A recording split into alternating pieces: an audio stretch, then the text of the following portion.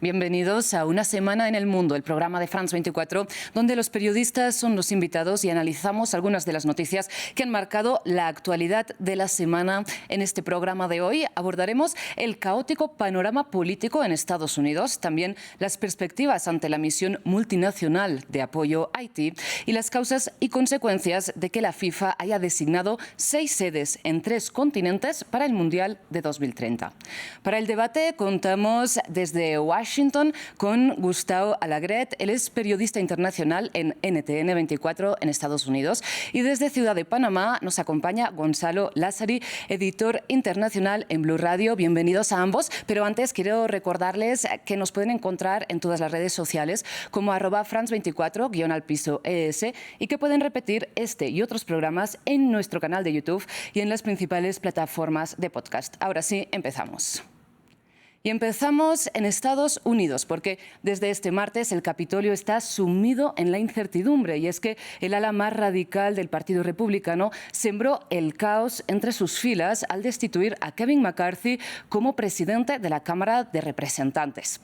En medio del suspense, Donald Trump se erige como líder casi indiscutible de su formación, mientras esta misma semana empezó uno de los múltiples procesos judiciales que sientan al expresidente y también precandidato, recordemos, en el banquillo de los acusados y que paradójicamente además lo acercan cada día más de nuevo al despacho Oval. Antes de empezar con el debate, escuchemos las palabras de McCarthy al convertirse en el primer líder de la Cámara Baja en ser destituido en la historia del país. Doing the right thing isn't always easy. Hacer lo correcto no siempre es fácil, pero es necesario. No me arrepiento de haber elegido y respaldado la gobernanza sobre las diferencias. Es mi responsabilidad y mi trabajo. No me arrepiento de haber negociado. Nuestro gobierno está diseñado para encontrar acuerdos. No me arrepiento de mis esfuerzos para construir coaliciones y encontrar soluciones. Me criaron para resolver problemas, no para crearlos. Gustavo, empiezo por usted, ya que se encuentra en el lugar de los hechos. Le pregunto cómo y por qué hemos llegado hasta aquí. Hemos llegado hasta aquí. Buenas tardes a todos. Un saludo, Rosa, y un saludo también para Gonzalo. Hemos llegado hasta aquí porque Kevin McCarthy, para ser investido, para lograr la presidencia de la Cámara de Representantes, tuvo que ceder.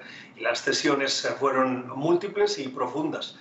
Más profundas de lo que parecían en su momento, pero de aquellos polvos, estos lodos.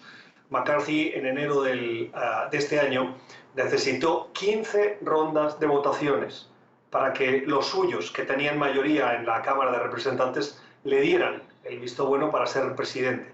Y él, en un afán, algunos califican de desmesurado para lograr la presidencia de la Cámara de Representantes, tuvo que hacer concesiones importantes, entre las cuales destaca precisamente la que ahora le ha llevado a su tumba política, al menos como presidente de la Cámara de Representantes, y es aquella en la que, con el voto de un solo legislador que quiera presentar una moción de vacancia, se abre el proceso para destituir al presidente de la Cámara de Representantes. Eso es lo que pasó.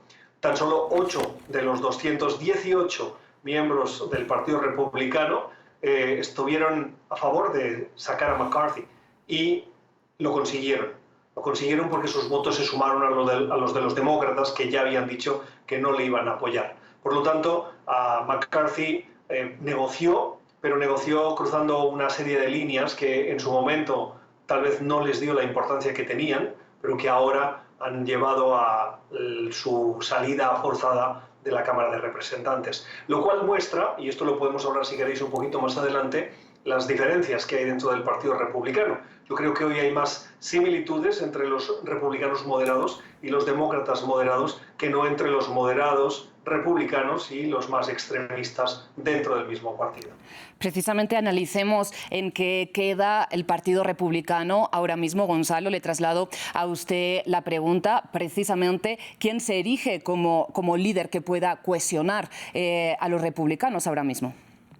Pues Rosa, buenas tardes a usted, a Gustavo. Yo creo que aquí el gran ganador es Donald Trump. Y Donald Trump es el gran ganador porque esa ala republicana que de alguna u otra forma no quería pactar con Biden el presupuesto del año que viene es la gran victoriosa en esta salida de Kevin McCarthy. Recordemos que hay un punto importante, tiene que ver con el presupuesto destinado de los Estados Unidos a Ucrania.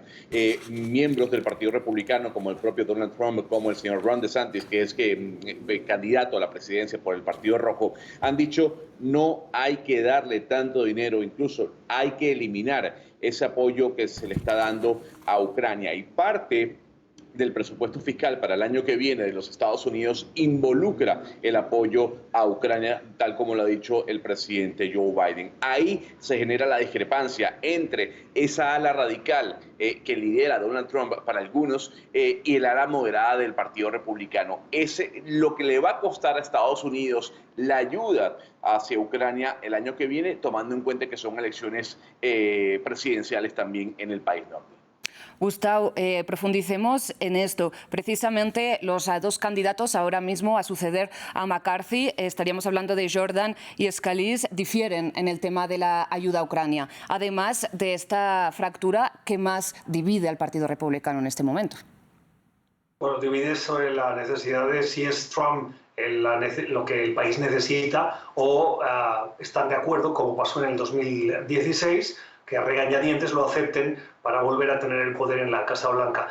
Me atrevo a decir que hay un grupo de republicanos que empiezan a ver con recelo la presencia de Trump y el trumpismo dentro del mismo Partido Republicano. Trump no representa los valores históricos del Partido Republicano. Si uno pone sobre la mesa lo que defendía Ronald Reagan, que es el gran tótem para los conservadores en Estados Unidos, y lo que defiende hoy Donald Trump, hay profundas diferencias esenciales en cuanto a el comercio, por ejemplo, a la posición de Estados Unidos en el mundo o a la voluntad de tener capacidad de influencia y acercarse a los aliados europeos, por ejemplo, para enfrentar el creciente expansionismo ruso o, en los últimos años, el expansionismo chino. Por lo tanto, hay una parte del Partido Republicano que empieza a estar profundamente incómoda con esa posibilidad de retorno. Pero el reto que tienen es qué hacer.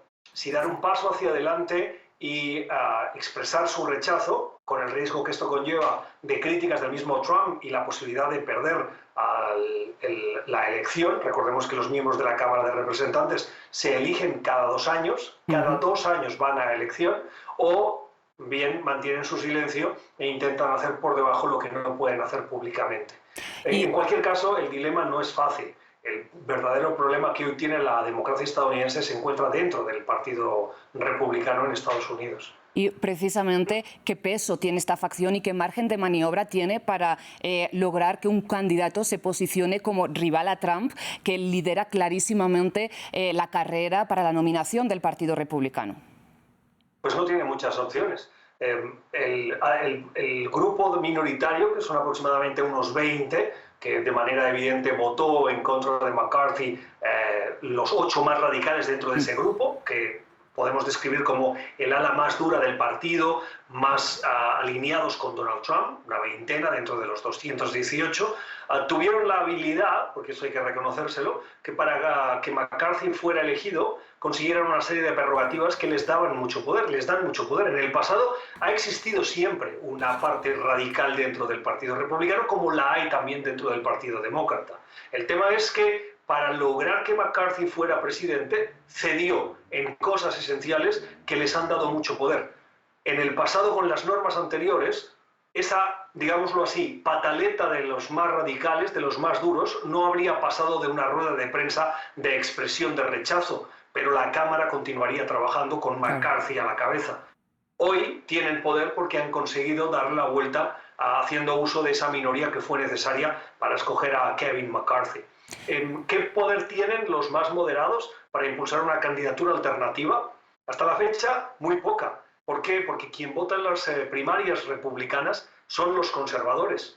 Y me atrevería a decir que cuando votan los conservadores, cuando tienes un original o se presentan copias, los ciudadanos votan por el original porque tienen la opción, y el original es Donald Trump.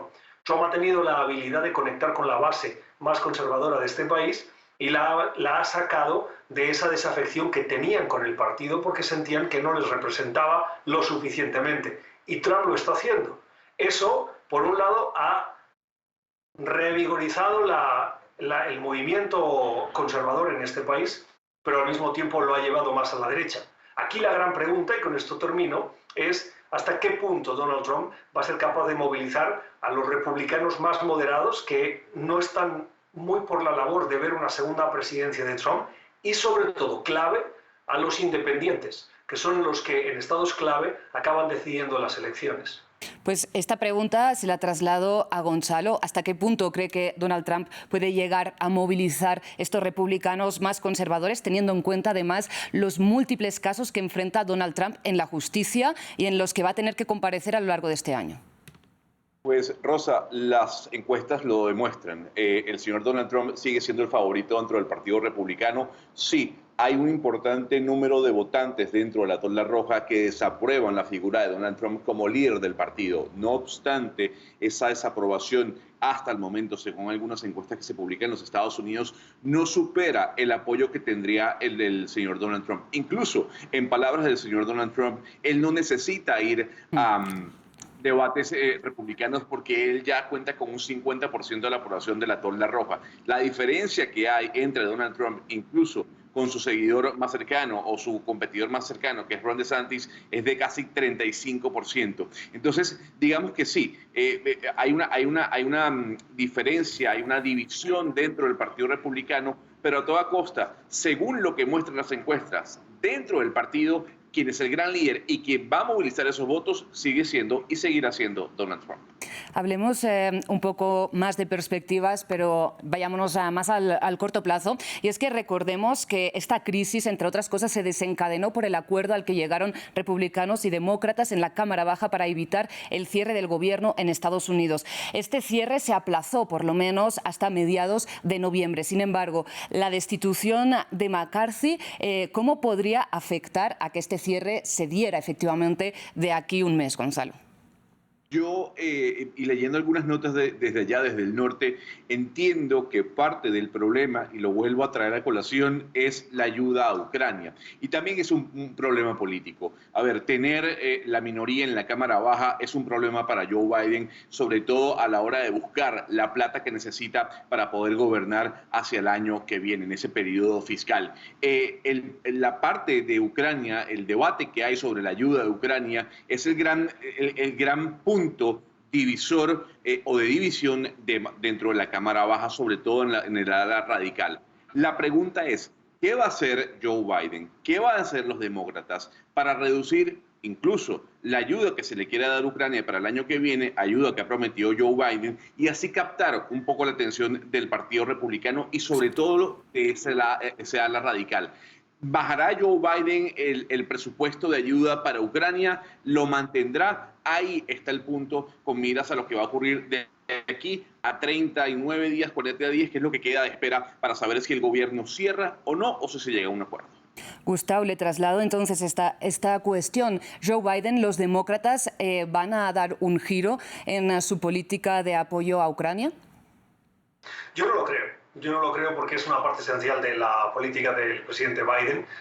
Es una parte esencial de la necesidad de protección que requiere, que buscan los aliados de la OTAN y los aliados transatlánticos, y la trayectoria de Biden siempre ha sido la de mirar al Atlántico, mirar a Europa y estar cerca de esas alianzas. Uno de los primeros viajes que hizo Joe Biden cuando fue nombrado presidente fue precisamente viajar a Europa para reunirse con el canciller alemán, con el presidente francés, con el aliado tradicional al otro lado del Atlántico, que es el Reino Unido, y por lo tanto creo que rebajar esa ayuda, ponerla en cuestión, sería primero lanzar un mensaje de debilidad frente a Vladimir Putin, que mantiene su pulso a Occidente, y segundo, sería visto por parte de los aliados europeos como una suerte de traición, porque abriría la puerta a resquebrajar cuando los líderes europeos se acaban de reunir precisamente en la cumbre de Granada, que terminó en las últimas horas, en la que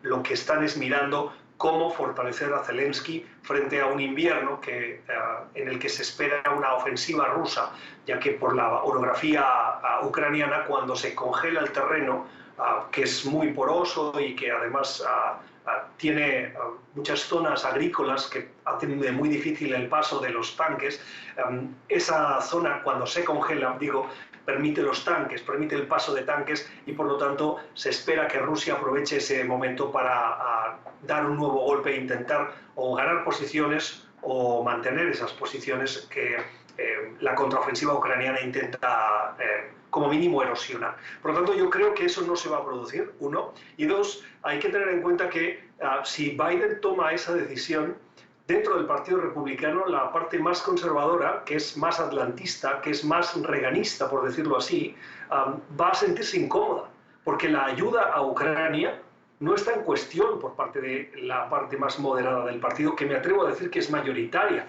dentro de la dirección del Partido Demócrata, claro. Republicano, perdonad. Sí. Es la parte más radical, que es más vocal, la que expresa dudas y que se puede trasladar, pero yo me atrevería a decir que la mayoría del liderazgo del Partido Republicano está a favor de mantener esa ayuda. Donde sí hay una profunda diferencia es en el gasto interno dentro de Estados Unidos, es en el límite de la deuda, es en esas cuestiones, en programas de ayuda social, donde las diferencias son notorias. Pero en la ayuda internacional, en el apoyo a Ucrania, creo que hay una mayoría en el Congreso, si no nos fijamos en las divisiones de partidos, sino en el número de representantes que estarían a favor. Y más allá de la estructura interna de los partidos, lo que tendremos que ir viendo es qué rédito tiene un discurso u otro de cara a una campaña electoral, en términos de cómo es acogido por la población. Pero antes de cerrar esta cuestión de Estados Unidos, quisiera que escucháramos un fragmento de lo que dijo Donald Trump esta semana cuando compareció ante la justicia en Nueva York, cuando se abrió ya su juicio civil por fraude este mismo lunes. Les invito a que escuchemos unas palabras que van muy en la línea de lo que acostumbra a comentar Donald Trump en estos casos. Presidente Trump animó al representante Matt Gaetz a actuar contra el presidente de la Cámara Baja. No lo hice. Este juicio es una total caza de brujas y debería tener derecho a un jurado como todos los demás tienen derecho. No tengo derecho a tener un jurado. Es ridículo. Gonzalo, cada vez que Donald Trump comparece ante la justicia, hace un discurso de campaña electoral. ¿Cómo gestionar esto en los medios de comunicación?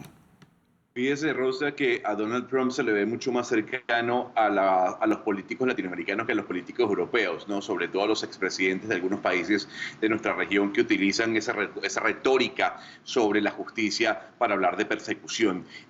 Lo que también llama la atención es cómo a Donald Trump se le ha pegado un poco ese fenómeno latinoamericano del teflón. El señor puede tener una gran cantidad de juicios encima, de demandas, de citas a las cortes, y la variación de su popularidad no cambia. Incluso dicen algunos que hasta crece, porque hay un proceso de victimización con miras a lo que va a ser su candidatura para el año 2004, candidatura que ya fue avalada por la Corte Suprema de Justicia de los Estados Unidos, que rechazó un intento que habían pretendido o que habían introducido algunas personas de evitar que se postulara como presidente de la República. Aquí lo que estamos viendo es un hombre que está castigando la justicia según sus palabras, que estaba utilizando el recurso de la victimización para ganar votos, y esos votos o esa popularidad se ven en las encuestas. El señor sigue marcando por encima de cualquier líder del Partido Republicano, a pesar de cada uno de los enfrentamientos jurídicos que ha tenido a lo largo, al menos, de un año.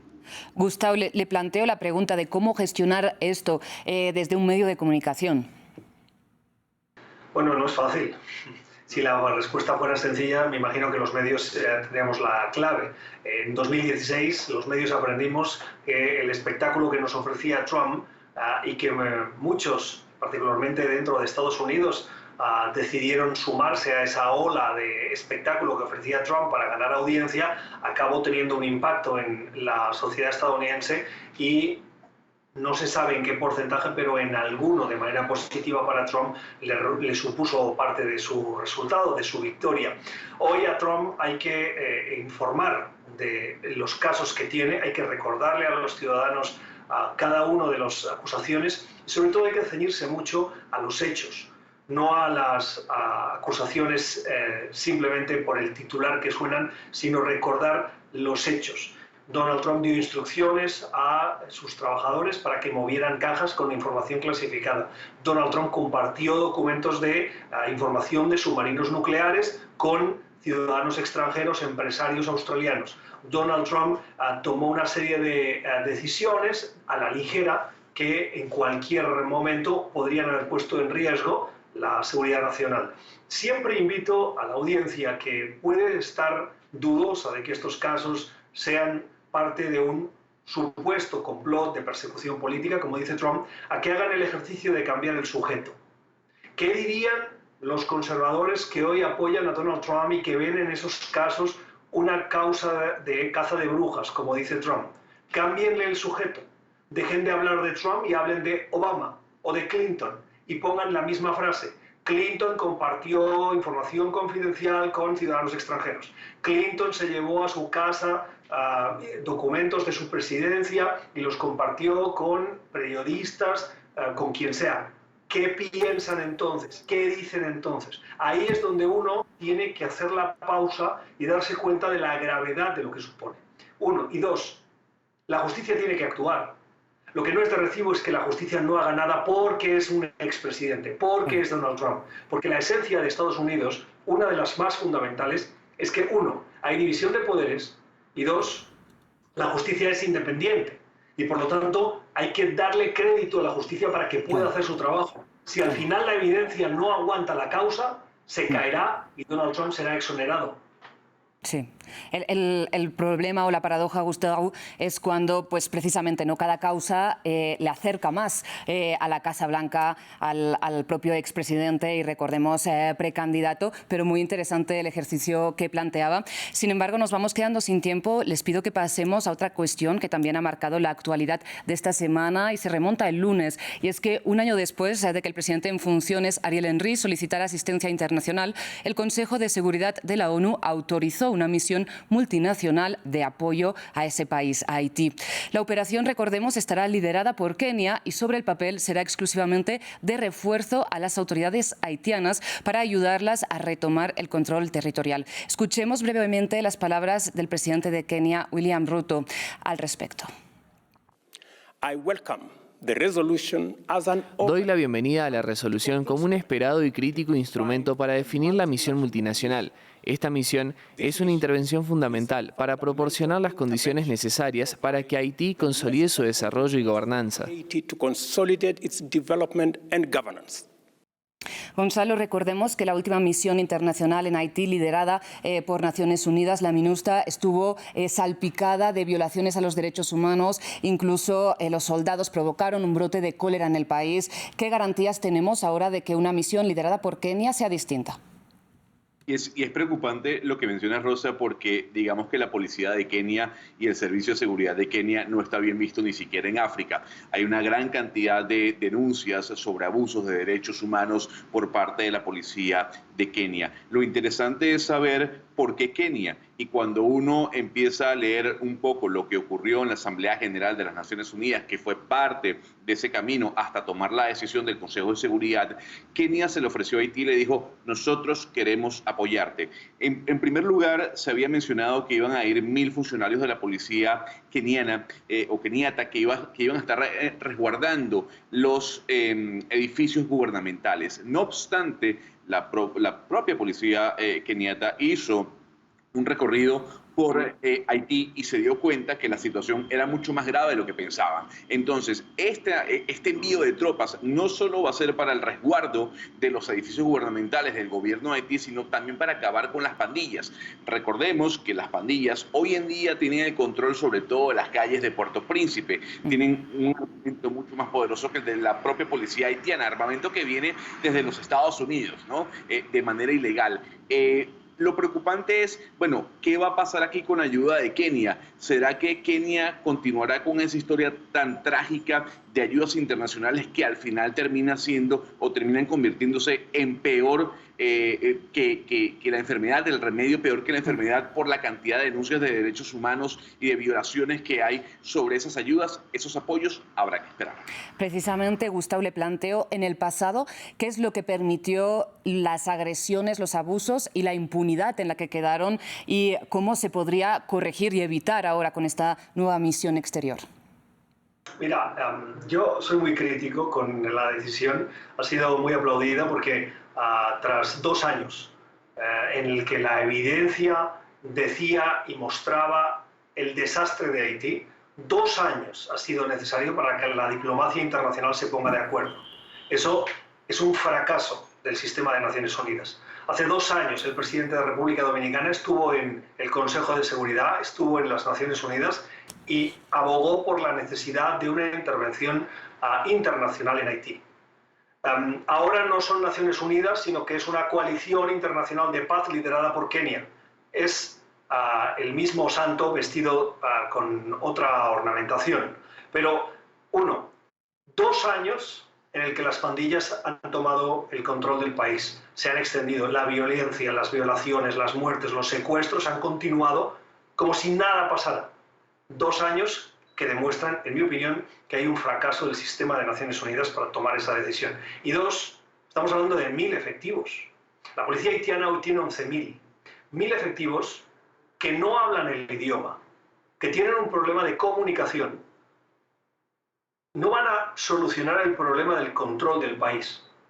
La clave está en qué países se suman y cuántos efectivos ponen. Brasil va a enviar efectivos, Colombia va a enviar efectivos, Chile va a enviar efectivos, Estados Unidos va a poner efectivos sobre el terreno, porque 1.000 soldados no hacen nada. Por lo tanto, la noticia puede parecer muy positiva, pero esconde la carencia del compromiso. 2, el fracaso de un sistema de Naciones Unidas que ha tardado 2 años en activarse para hacer lo que tenían que haber hecho desde el principio. Claro. Hay poca información, como bien dice Gustavo, sobre qué forma va a tomar esta misión. Por el momento, Estados Unidos ha dicho que no va a mandar tropas, sino que va a financiar, y países como Bahamas, Jamaica, Antigua y Barbuda parece que sí que se van a sumar con el envío de efectivos. Veremos, pero quisiera, para cerrar esta cuestión, profundizar en lo que usted criticaba como un fracaso del sistema de Naciones Unidas, que algunos, como bien decía, han celebrado, ¿no? Gonzalo, voy con usted. El hecho de que China y Rusia no hayan utilizado su derecho a veto, se abstuvieron de apoyar esta misión, pero sin embargo no lo vetaron. ¿Usted lo ve también como un fracaso o como una celebración? No, yo lo veo como una celebración en el hecho de que el multilateralismo al fin funcionó para algo. Y soy muy crítico en este momento del multilateralismo que se está viviendo en todo el planeta, porque mucho se habla de lo poco que ha hecho el mismo. Cuando hablamos de situaciones en África, cuando hablamos de situaciones en América Latina, cuando hablamos de situaciones en Europa, aquí lo que se está viendo es que al final este multilateralismo que tiene que salir en apoyo de países tan pobres como Haití ha funcionado, así sea por un pequeño paso. Antonio Guterres lo venía diciendo desde hace algún tiempo. Necesitamos apoyar a Haití, necesitamos enviar tropas a Haití. Haití lo necesita. Y a pesar de que sí, haya un recorderis, haya un recuerdo, haya un pasado en donde esas ayudas militares, esas fuerzas que han llegado a Haití han sido condenadas y han sido señaladas de violadoras de derechos humanos en algunos casos, esto lo que nos deja entrever es que el multilateralismo tiene algún tipo de futuro sobre algunas cosas, sobre ciertos puntos que nos unen a pesar de nuestras diferencias ideológicas y políticas. Pues tendremos que estar siguiendo de cerca cómo se desarrolla esta misión internacional, como decíamos, sobre el papel solamente de apoyo a las fuerzas de Haití. Y les pido cerrar con una cuestión deportiva, pero que también ha generado bastante polémica, y es que ni 1, ni 2, ni 3. El Mundial de 2030 se jugará en 6 países repartidos en 3 continentes. A pesar de que Marruecos, España y Portugal serán las sedes principales, los Juegos inaugurales se disputarán en Argentina, Paraguay y Uruguay en honor al centenario de la Copa Mundo que se jugó por primera vez en 1930 en Montevideo. Se ha viralizado al respecto el momento en que el presidente de la Conmebol insinuaba la noticia. Veamos.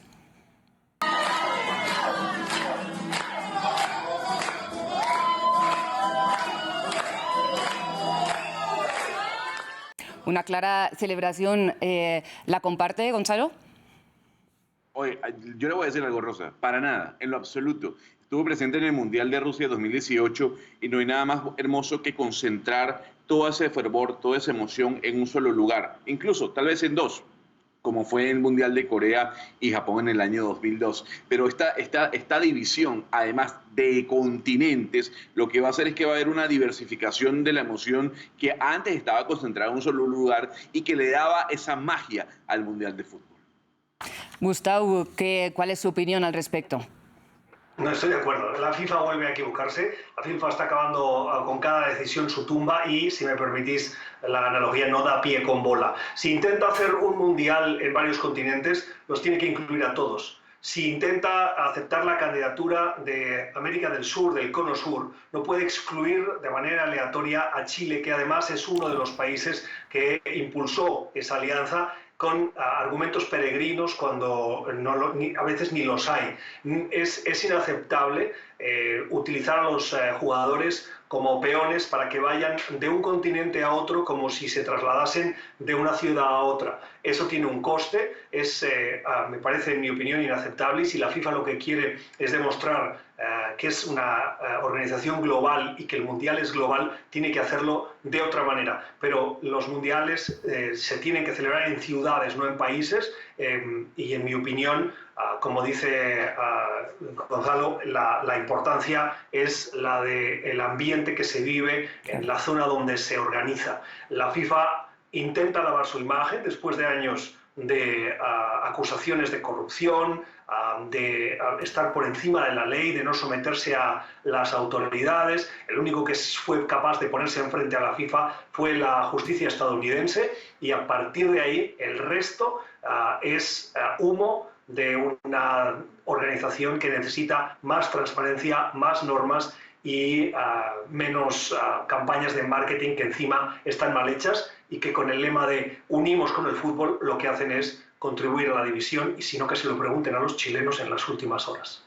Una cosa que me parece curiosa y que me parecerá curiosa de ver es precisamente que España y Marruecos organicen estos Juegos en paralelo, teniendo en cuenta que a muchas personas de Marruecos ni siquiera se les concede una visa turista para ir a España de viaje, ¿no? Habrá que ver cómo se resuelven incongruencias de este calibre. Para ir cerrando este programa, les pido en qué van a tener la mirada puesta la semana que viene. Gonzalo.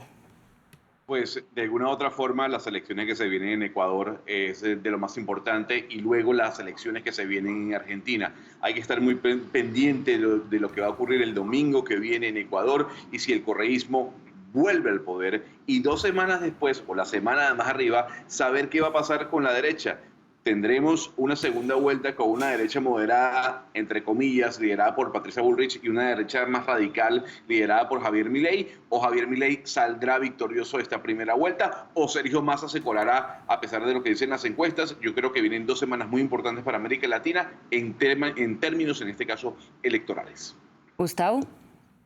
Yo, un matiz, Gonzalo, si me permites. Yo no creo que Javier Milei sea un candidato de derecha. Yo creo que es un antisistema que más bien respondería a criterios populistas, pero estoy de acuerdo que la mirada argentina es necesaria en estos días. En cualquier caso, porque nos daría para un debate, yo creo que hay que poner la mirada en 3 cosas. Una, el inicio de las deportaciones de Estados Unidos de venezolanos con vuelos directos, charter, como anunció en las últimas horas el gobierno de Estados Unidos. 2, Donald Trump, que dice que va a visitar el Congreso para apoyar a su candidato a la presidencia de la Cámara de Representantes, espectáculo asegurado. Y 3, sin duda, las elecciones en Ecuador, que son definitivas para saber si el correísmo vuelve al gobierno o Noboa toma la batuta y el testigo de Guillermo Lasso. Pues todas serán cuestiones a las que intentaremos hacer seguimiento desde aquí, desde France 24 en español. Gonzalo y Gustavo, les agradezco muchísimo su participación en este programa de Una Semana en el Mundo. Muchísimas gracias. Muchas gracias. A tú. Y a ustedes, antes de terminar, les quiero compartir el agradecimiento, como siempre, con nuestra productora Laura Garzón, también con nuestra productora de invitados, Tania Herrera, y con todo el equipo técnico que, como siempre, hace posible esta emisión y todas las de France 24, y en particular con Sebastián, que este es el último programa que está en las cámaras de Una semana en el mundo. Recuerden que enseguida regresamos con más programación.